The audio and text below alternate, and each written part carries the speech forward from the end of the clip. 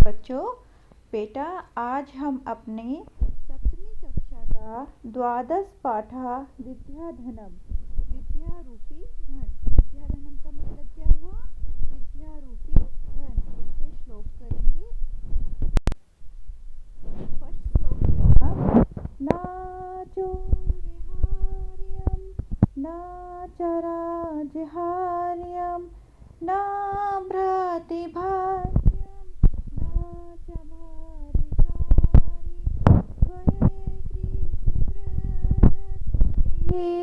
नित्यं विद्याधनं सर्वधनं परिधानम। ये हमारा श्लोक है बेटा। इसका इसको हम बेटा नीचे से स्टार्ट करते हैं। विद्याधनम सर्वधनम प्रधानम। विद्याधनम सर्वधनम प्रधानम अर्थात विद्या रूपी धन सभी धनों में प्रधान है। एतत् इसको ना चोर्यहार्यम, ना तो चोर चुरा सकते हैं, ना च राज्यहार्यम और ना ही राजा चुरा सकते हैं, राजा छीन सकते हैं, ना भ्रातृभाज्यम, ना तो यह भाइयों में बांटी जा सकती है, ना च भारकरी और ना ही यह भार प्रदान करने वाली है। व्ययकृते वृद्धत एव नित्यम। व्ययकृत अर्थात जितना हम इसे खर्च करेंगे, व्यय करेंगे, खर्च करेंगे, वृद्धत एव नित्यम, यह हमेशा उतनी ही बढ़ती चली जाती है। ठीक है बेटा, ये हमारा पहला श्लोक था। विद्या रूपी धन सभी धन में प्रधान है, ना इसे चोर चुरा सकते हैं, ना राजा छीन सकता है, ना भाइयों में बांटी जा सकती है और ना ही यह भारकारी है। इस विद्या रूपी धन को हम जितना खर्च करेंगे उतना ही यह बढ़ती जाएगी। ओके बेटा, अब नेक्स्ट है, देखो इसके सरलार्थ में बेटा, चौर्यहार्यम चोरों के द्वारा चुराए जाने योग्य, राज्यहार्यम का मतलब राजा द्वारा छीनने योग्य, भ्रातृभाज्यम भाइयों में बांटने योग्य, भारकारी भार बढ़ाने वाली भी नहीं है। चा का मतलब ये अव्यय है बेटा। चा हमारा क्या है? अव्यय है। इसका मतलब और होता है। एव भी हमारा बेटा अव्यय है जिसका मतलब ही होता है। नित्यम रोज, प्रधानम प्रमुख। तो सरलार्थ में हमने क्या पढ़ा है उसका? विद्या रूपी धन कोई नहीं चुरा सकता, राजा इसे छीन नहीं सकता, भाइयों में इसे बंटवारा नहीं किया जा सकता, उसका भार भी नहीं लगता है और खर्च करने पर विद्या रूपी धन बढ़ता है। सचमुच में विद्या रूपी धन क्या है? सर्वश्रेष्ठ धन है। ठीक है, अब ये देखो वही बेटा दोबारा से बताया गया है। एक आपको अलग से शो किया गया है कि जो विद्या रूपी ज्ञान है उसको ना तो चोर चुरा सकता है, ताकि आपको अच्छी तरह से श्लोक समझ में आ जाए बेटा, इसलिए बार बार बताया जा रहा है। विद्या ज्ञान, विद्या जो है उसको ना तो चोर चुरा सकता है, ना राजा द्वारा बांटी जा सकती है, व्यय करने पर खर्च होती है, भाइयों में नहीं बांटी जा सकती, भारकारी नहीं है और विद्या रूपी जो धन है वो सभी धन में प्रधान है। तो फर्स्ट श्लोक आई होप आप लोगों को सबको अच्छी तरह से समझ में आ गया होगा। अब हम नेक्स्ट की तरफ चलते हैं बेटा। ये हमारा सेकंड श्लोक है। पहले मैं इसका सात स्वर उच्चारण कर रही हूँ, आप ध्यान से सुनिए। विद्या नाम नरस्य रूपमधिकं प्रच्छन्नं गुप्तं धनं विद्या भोगकारी यशः सुखकारी। विद्या गुरूणां गुरु विद्या बंधुजनो विदेशि गमने विद्या परा देवता विद्या राजसु पूज्यते नाहि धनम विद्या विहीनः पशु। अन्वय क्या कह रहा है बेटा इसका? कि विद्या नाम नरश्चः रूपम धिक्कम। जो विद्या है वो मनुष्य का विद्या जो है वो मनुष्य का नाम है और छिपा हुआ धन है। ठीक है, हमारा जो नाम है वो हमारी विद्या से, हमारी जो हम पढ़ाई करते हैं उससे ही बेटा आगे चलता है। ठीक है, अगर आप पढ़ोगे तो आपका भी नाम आप भी आगे जाके कुछ ना कुछ करोगे, है ना, तो आपका भी नाम होगा। तो विद्या ही मनुष्य का नाम है और छिपा हुआ धन है। अब आप ग्रहण करोगे बेटा विद्या तो आगे आपको इसका बेनिफिट मिलेगा, आपको इसका लाभ मिलेगा। तो ये मनुष्य क्या है, छिपा हुआ धन है। विद्या भोगकारी है, यशकारी है, सुख देने वाली है और गुरुओं की भी गुरु है। विद्या गुरुणः गुरु, इसका मतलब क्या है, विद्या गुरुओं की भी गुरु है। विद्या विदेश गमने बंधु जनः, विद्या जो है विदेश जाने पर बंधु के समान है, अर्थात हमारी मित्र है। विदेश में बेटा हमारा जो मित्र होता है वो हमारे क्या कौन होती है, विद्या होती है। हमारी विद्या ही विदेश में हमारा बंधु होती है, हमारा मित्र होती है। विद्या परा देवता, विद्या सभी में सबसे बड़ा देवता है। विद्या राजसु पूजते, जो राजा लोग हैं वो भी विद्या को ही पूजते हैं, ना ही धन को नहीं। ठीक है, राजा लोग भी क्या करते हैं, विद्या को ही पूजते हैं, धन को नहीं। विद्या विहीनः पशु भवति, विद्या के बिना मनुष्य पशु के समान होता है। इसलिए सभी को क्या करना है, पढ़ना है। ठीक है, अब इसके सलाह देखिए। ये शब्दार्थ है बेटा, नरस्य है नर का, प्रचन गुप्ता अत्यंत गुप्त, भोगकारी भोग का साधन, पराहा सबसे बड़ी, राजसु राजाओं में, विहीनः बिना। इसका ये सलाह है बेटा। सलाह में देखो, विद्या मनुष्य का सच्चा रूप है, छिपा हुआ धन है। विद्या से ही सभी प्रकार के भोग, प्रसिद्धि तथा सुख प्राप्त होते हैं। विद्या ही सबसे बड़ा गुरु है। विद्या ही विदेश जाने पर सच्चा मित्र है। विद्या ही सबसे बड़ा भगवान है। ठीक है, विद्या परा देवता था ना, तो विद्या ही सबसे बड़ा भगवान है। विद्वान और राजा भी विद्या को ही पूजते हैं, ना कि धन को।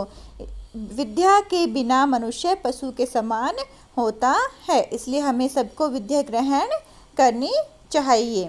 ठीक है, विद्या क्या है, मनुष्य का छिपा हुआ रूप है।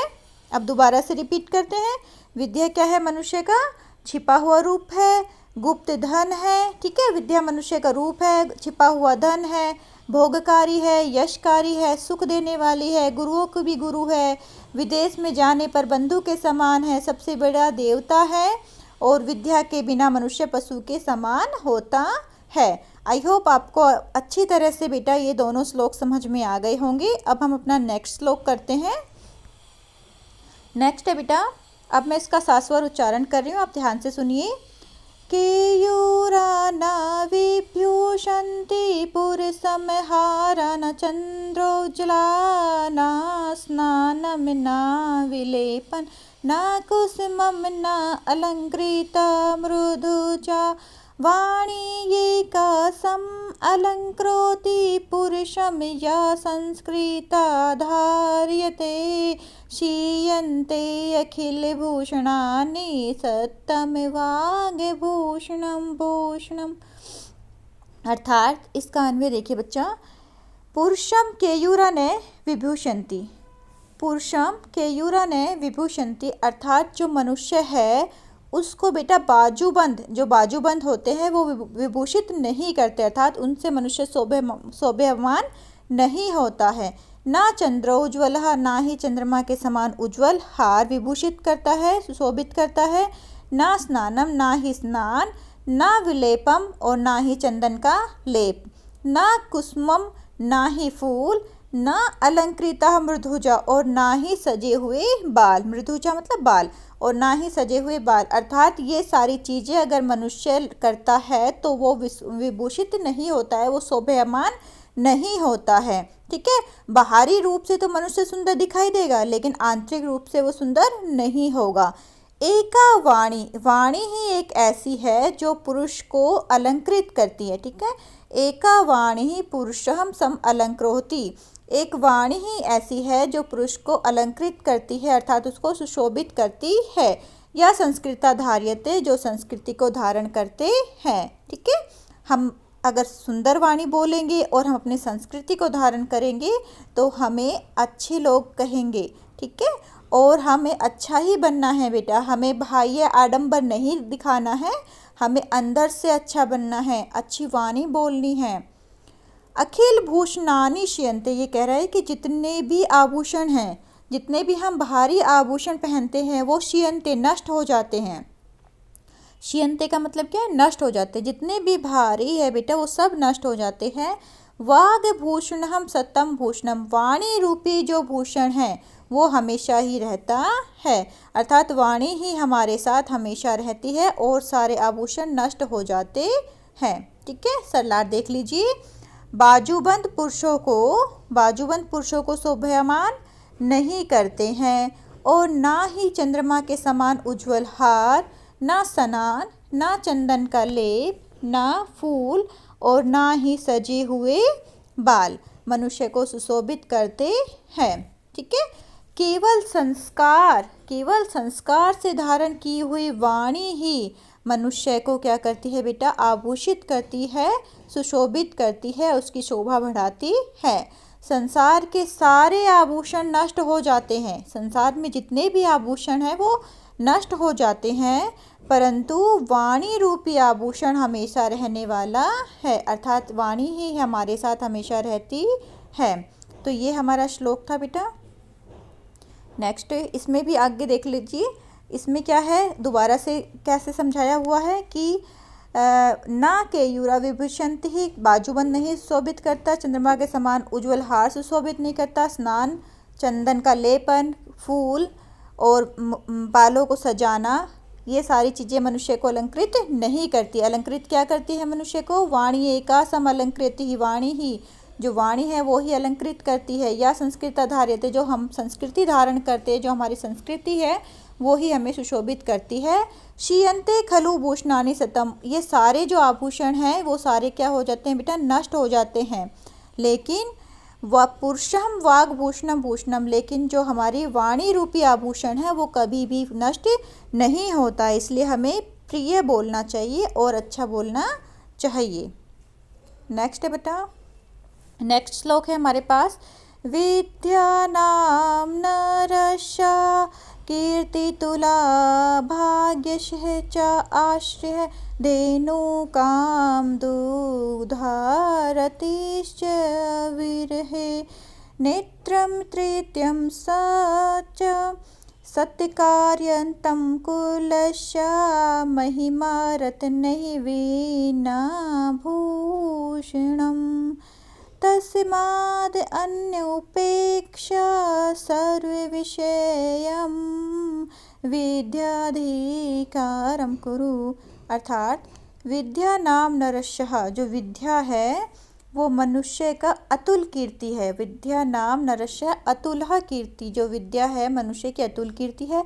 भाग्यशः च आश्रय है, हमारा भाग्य नष्ट होने पर यह हमें आश्रय देती है। ठीक है, भाग्य नष्ट होने पर हमें यह आश्रय देती है, अर्थात बेटा अगर कुछ भी मिसहैपनिंग होती है तो विद्या ही हमारे साथ रहती है, हमारी विद्या ही हमें उस चीज़ से हमें उबारती है, अर्थात उस चीज़ का सोल्यूशन जो है, अगर हमारे साथ कोई प्रॉब्लम आती है तो उसका सोल्यूशन हम जब विद्या ग्रहण करते हैं उसी से ही निकाल पाते हैं।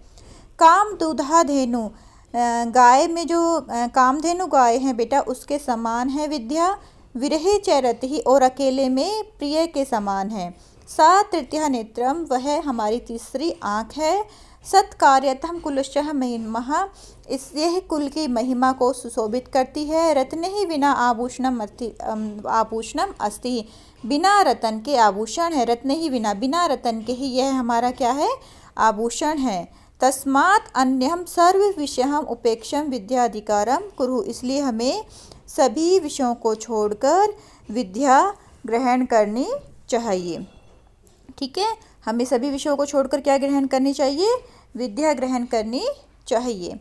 देख लीजिए इसका सलाट बेटा, विद्या ही मनुष्य की अतुलनीय कीर्ति है। विद्या मनुष्य की कैसी कीर्ति है, अतुलनीय कीर्ति है। भाग्य के नष्ट होने पर सहारा है, अर्थात आश्रय है। इच्छाओं को पूर्ति करने में कामधेनु गाय के समान है, फल देने वाली है। अकेले में रति अर्थात प्रिय के समान है। तीसरा नेत्र है, परिवार में यश को दिलाने वाली है तथा बिना रत्नों का आभूषण है। अतः अन्य सभी विषयों को छोड़कर विद्या प्राप्त करनी चाहिए। ठीक है बेटा, तो ये हमारा था बेटा चैप्टर 12।